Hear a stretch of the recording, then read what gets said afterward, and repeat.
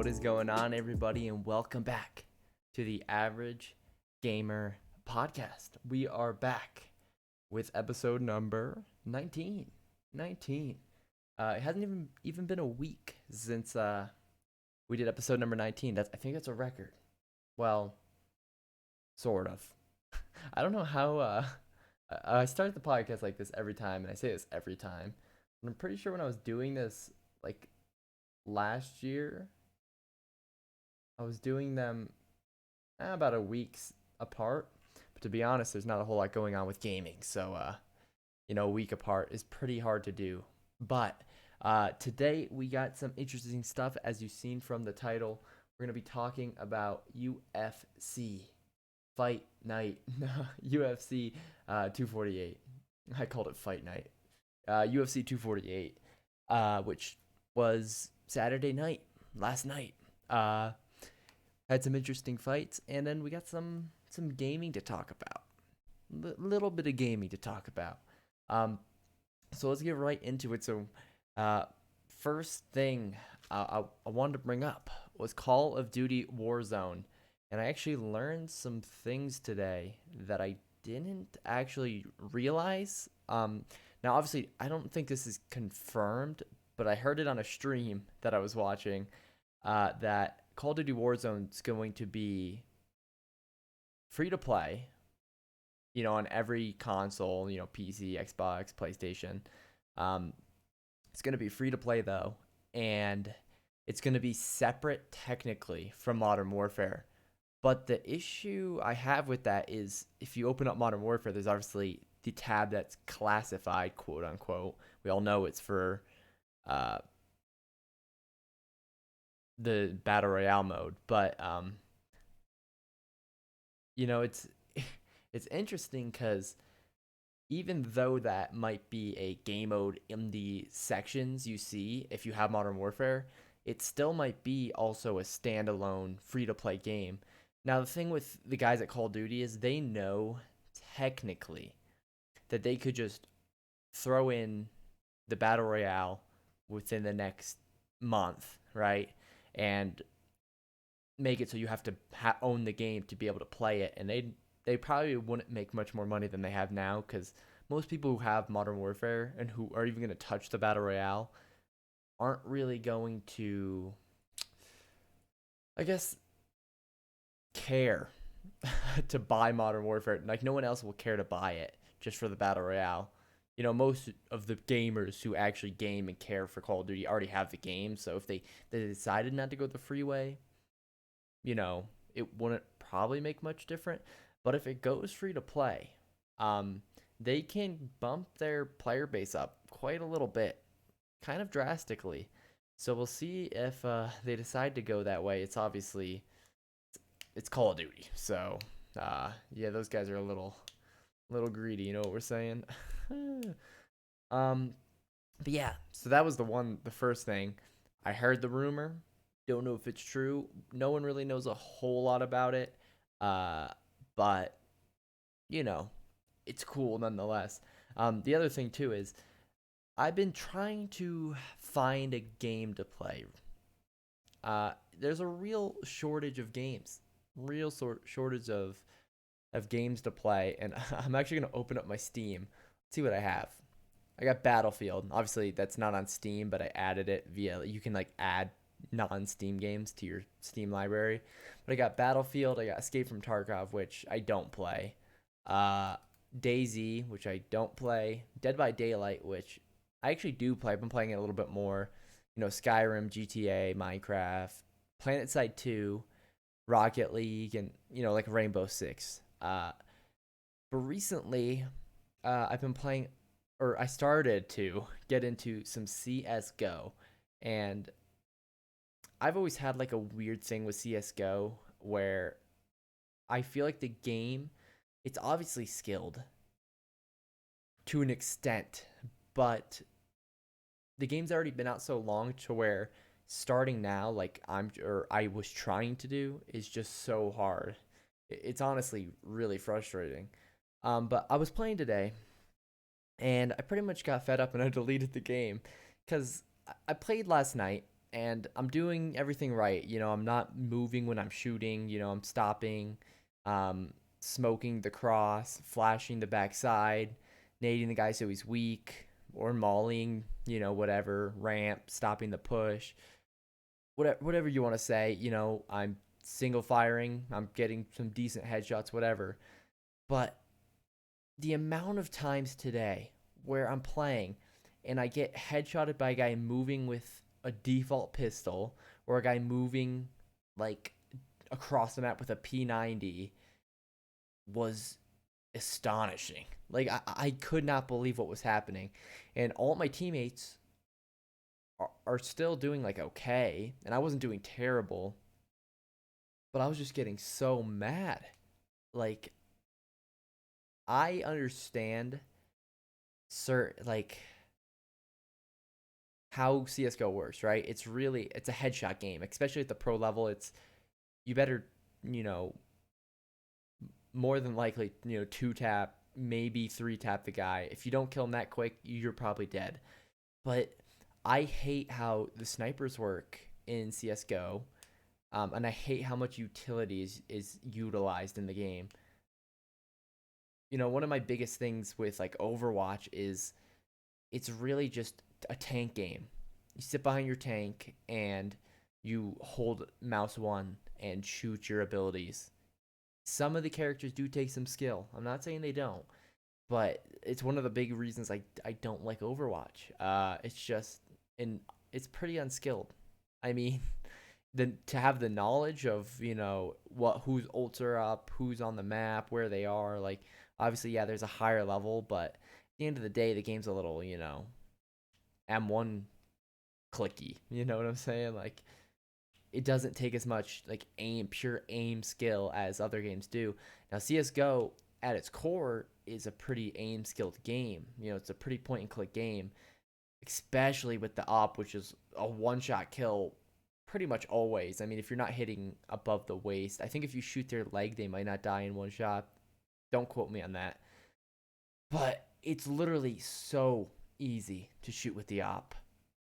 Like I'm in silver and I could pick up an op, and if you're in front of me in my scope, the odds you die are very high. And the thing is, if I run into an op, I'm pretty much always dead, like every time. And I'm only in silver, and I get that there's only silver, then gold, then global elite. It's a lot different than like Rocket League, where you got your bronze, silver, gold, plat, diamond, then champ, then grand champ, which is a ton of ranks. But with a ranking, I guess, system like that, it disperses the truly trash cans from the somewhat mediocres to the okay, your normal average player to, people who are putting in the hours, and then you got your really good guys. Like with Rocket League, your average player is probably gold. The average person is probably gold, sometimes plat. And then people who are start to put in more hours into the game and try to actually learn mechanics start to get into the higher plat diamond range.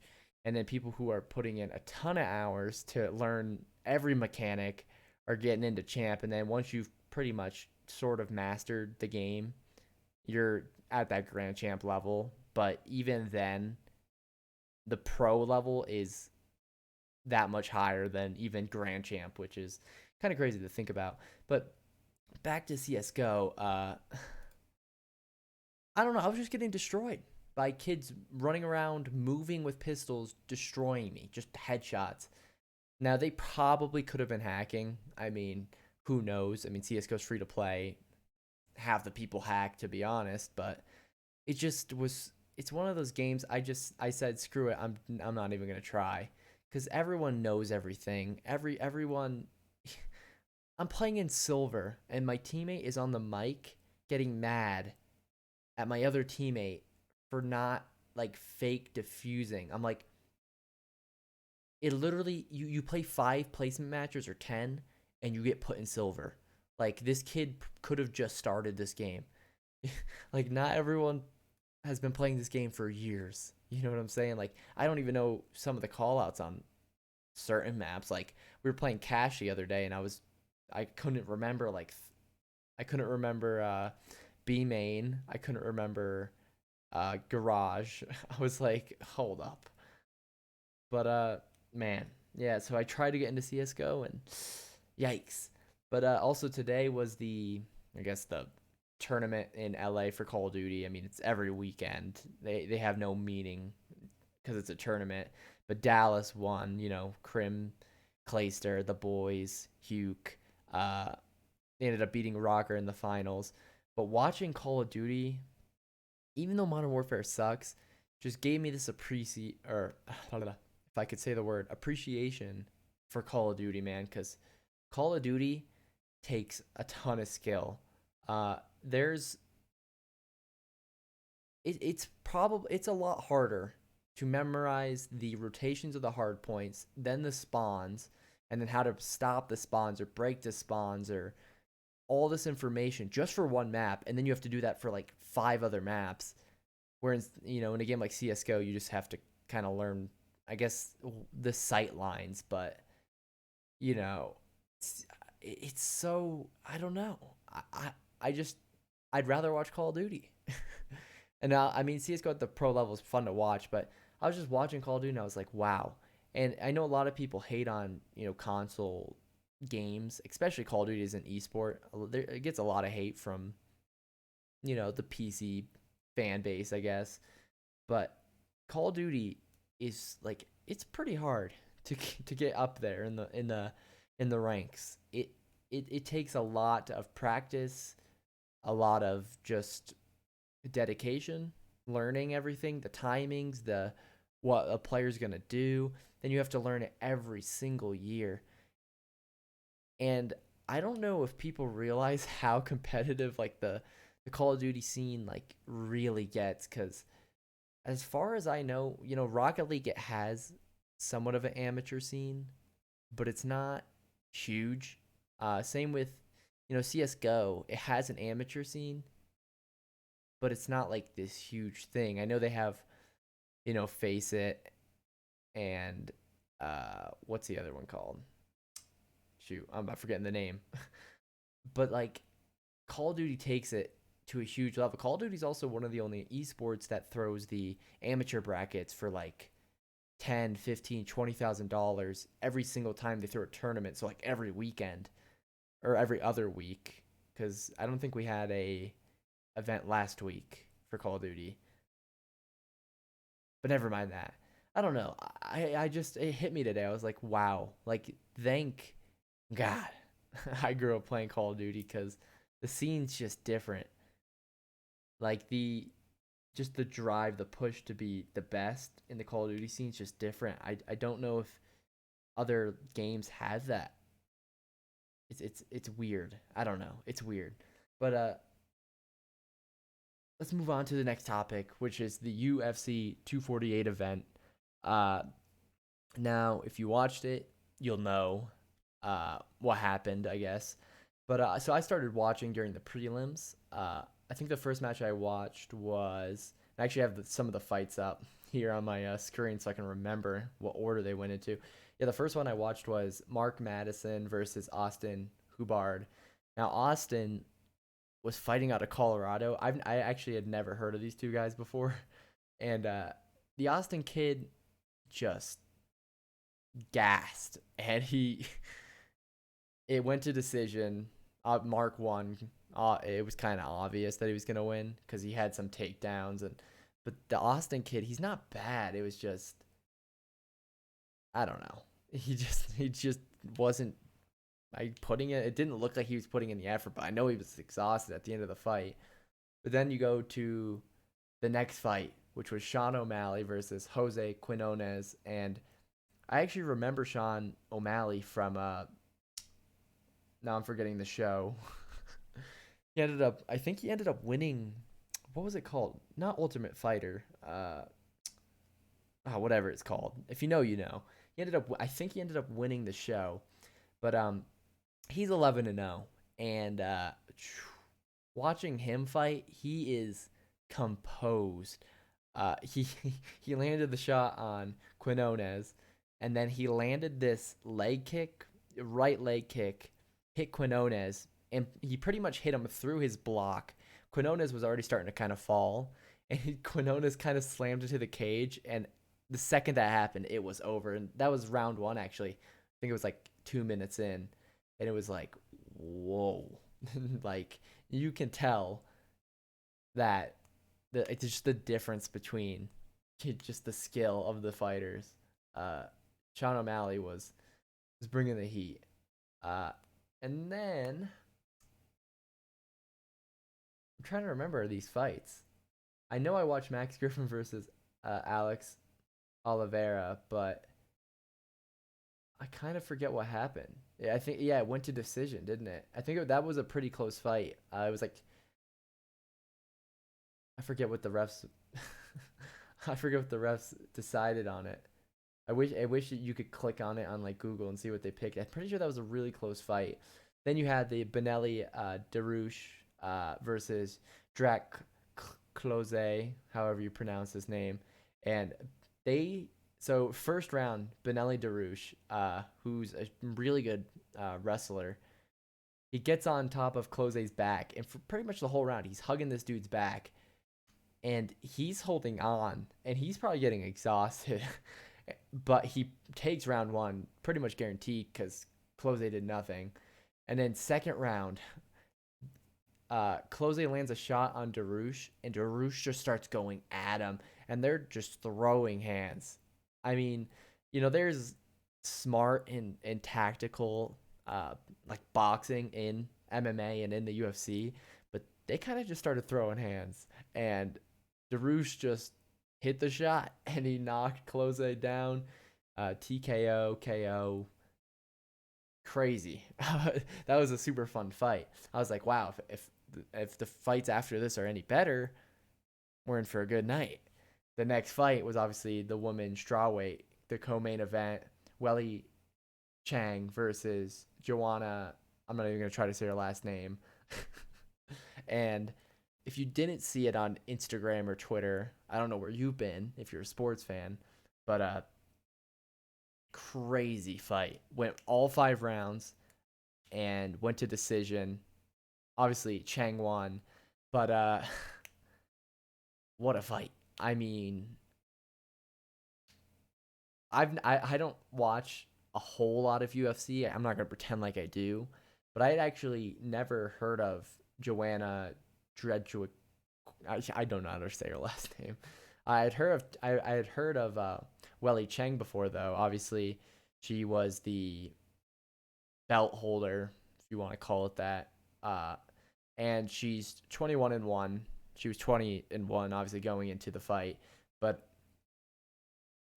she's huge women's fighter, especially in China. She is a like superstar, and the fight was crazy. It was really even. I mean, obviously you always think that the champion, they're gonna fight better, and obviously Welly Chang won. So, and honestly, personally, in my opinion, she did win in decision. I think she took 3 rounds out of the two. But the biggest thing out of the fight, man, it was just back and forth, and they just started going at it. Same thing as the Benelli versus Close fight before that. They just started throwing hands. Like, I don't know how many times it happened. They would just start chucking them at each other, and it was like, oh, jeez. And obviously, standing ovation from the crowd after the fight.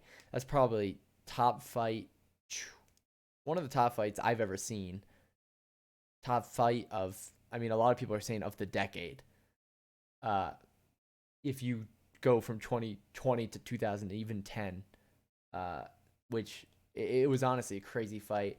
Now, obviously, if you're on Instagram or Twitter, you had to have seen Joanna's face after the fight, which I think it was round 4, where Chang hit her top of the forehead, and it just started blowing up. And she's obviously probably dealing with at least a concussion. Who knows what else? Uh, maybe brain damage. The UFC's no joke. People can get hurt. But that was a crazy, crazy, crazy fight. I mean, I haven't seen a fight that good in forever. I, I mean, I haven't watched a ton of fights. Obviously, I was saying that, but I don't know. It was it was just crazy. And then obviously the main event, middleweight fight, Israel Adesanya versus Yoel Romero. Obviously Israel Adesanya, you know, defending the belt. You probably also saw this one on Instagram and Twitter as well. For the first 2 minutes, I think it was two, it might have been 3 minutes, no one threw a shot. Now, if you've seen the stature of these two guys, Israel Adesanya, he has the reach, he has the length. He kind of reminds me of a uh, John Jones type of just build. Obviously, he's not as big as John Jones, but his just the way he like just looks in the ring in the octagon, it just he has that kind of statue, I guess. And Yoel Marrero is a shorter guy, and he's just big. And he landed. I'm pretty sure Yoel Romero won the first round technically. He hit some jabs onto Adesanya, and after that, Adesanya wanted nothing to do with it. He was not gonna go in and start throwing hands with this guy. Just toss, no chance. But if you saw on Instagram or Twitter, no shots thrown in the first 3 minutes. After the women's strawweight co-main event that just happened. You know, obviously Willie Chang and Joanna. To see 3 minutes go by without a shot, it might have been three, maybe two. Everyone, it just started booing. People started doing like the lights with their phone in the crowd. It was so funny, but it was kind of like, I mean, like Joe Rogan was saying, how people were a little bit spoiled with the last fight right before that. Obviously, one of the best fights I've ever seen him. And then you go to that, which is the main event. The main event should be the fight of the night, and they aren't even tossing hands. Pretty much throughout the entire fight, there really wasn't a whole lot of strikes thrown. Total strikes percentage, I think, yeah, these are landed. Israel Adesanya was 48 out of 132, and then Yoel Romero was 40 out of 89. That's also considering significant strikes, right? Neither of them had takedowns. Obviously, Yoel Romero, I think it was like 3 or 4 times, went for somewhat of a takedown on Israel Adesanya, and every time he kind of backed out. Like, he probably could have taken Adesanya to the ground. And Yoel Romero's a silver, gold Olympic wrestler, and he just didn't want to wrestle. I don't think he ever really does when he fights. It's interesting. But none of his takedowns actually counted because he had 3 attempts, and technically it was 0 takedowns because he never had any sort of control on the takedown. He would just kind of sort of get him against the cage, and that was that. But at the end of the fight, I mean, if you compare this fight to the fight before, obviously the women's strawweight fight, you're talking total strikes. Let's just look at significant strikes. Adesanya 48, Romero 40. Let's go to the round before that. Significant strikes for Welly Chang, 165. For Joanna, 186. So that's like that's over 100 more significant strikes in the fight before this. So obviously you could tell the crowd was kind of pissed off. Now it went to decision. Israel Adesanya won. Now I agree with it. I mean, Yoel Marrero didn't do anything to, I mean, I don't think to deserve the win. I mean, he might have got 2 of the rounds because he landed like 2 shots in the round, which I mean, I guess cool, right? I don't know. I mean, I guess sure, but Israel Adesanya, I mean, he landed leg kicks, and I'm pretty sure the leg kicks are what won him the fight. I mean, if he didn't hit any of the leg kicks onto Romero, Romero might have even won the fight. But for me, when it comes to like a main event champion defending his belt, to take the belt off, to the champion, it's got to be not significant, like domination over the champion, but it's got to be a lot more than what Romero was showing. You have to beat the champ. I mean, at the end of the fight, both of them were just standing. None of them really were hurt. Nothing in the face. Uh, the only thing that looked like a fight happened was Romero's right leg was, you know, pretty pretty bruised in the back. I mean, those kicks probably hurt really bad, but that was the only significant. I mean, thing that happened. And for me, when it comes to again the championship fights, and you got to beat the champ, you know, and you can't complain. And after the fight, Romero was saying how he was hoping, and he was saying how he was hoping a champion would fight him. He would come to him and exchange shots. I'm not a fighter. I don't fight. I don't really I don't watch the UFC that much. But if you see Romero, and if you don't know what he looks like, just go on your phone and look up a picture of him. Tell me you'd stand within 3 feet of him and just trade shots with him. No, no, no. Who's gonna do that? I don't know anyone in their right mind who would do that. It's just funny. And I think Adesanya knew that, and why, and he had gotten hit like twice in the first round, so he knew the power that Romero was holding. Romero was like 42, and he's quick. So Adesanya just kind of stayed back and kind of tallied up, his strikes, and won the fight that way. It was really boring though, super boring. But Israel Adesanya holds the belt. What are you gonna do? Obviously, the fight of the night, the women's strawweight, Weili Chang versus Joanna, and that's probably a fight of the decade. Crazy, crazy, crazy fight. Now, obviously, in April, we have UFC 249, Khabib versus Tony Ferguson. That should be another, again, huge, huge fight. That's going to be crazy. That's going to be crazy, crazy, crazy. Hopefully.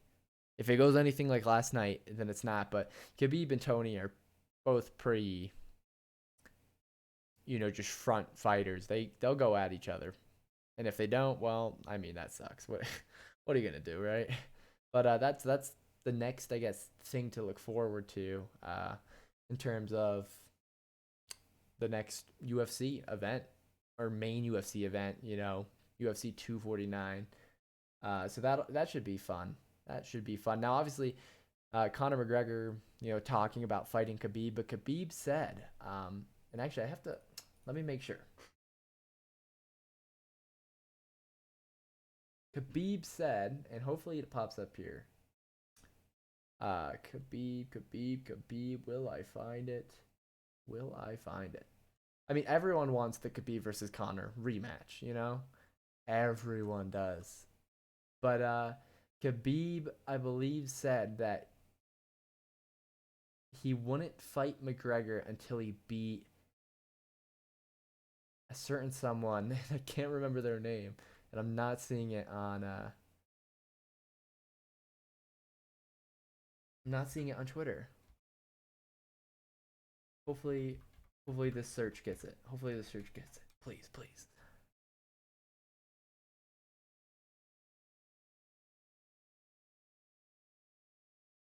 Let's see. Let's see. Let's see. I'm not finding it. That's fine. Oh wait. Oh yeah. Wait. Is this it? Yeah, yeah, yeah. Here we go. Uh, yeah. I believe Khabib said he won't fight McGregor until he beats Justin Gath. Uh, who I'm trying to remember if I recognize this guy. Sorry, I don't want to. I don't want to throw this podcast out the window.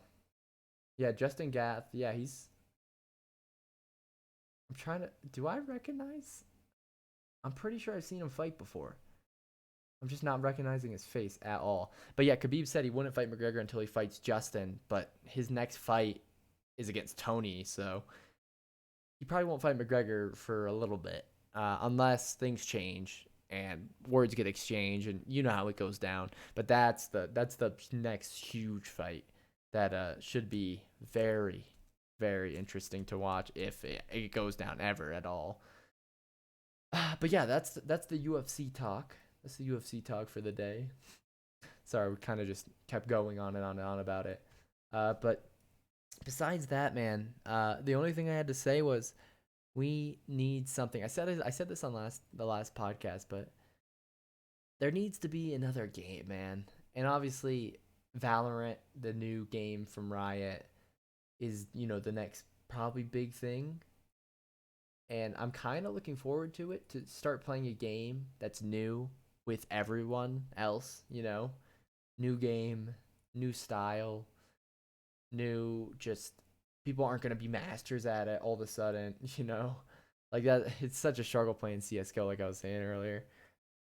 So yeah, I mean, I guess that's the next big thing to look forward to. I mean, obviously Call of Duty's Battle Royale, but I mean, I'm not a big fan of Battle Royales, so what are you gonna do? But yeah, that's pretty much it for the Average Gamer podcast. Hopefully you guys enjoyed, and yeah, thank you guys so much for watching, and I'll see you guys in the next one, next week, 2 weeks, 3 weeks, whenever there's something to talk about. But again, thank you guys for watching, and I'll see you guys all in the next one.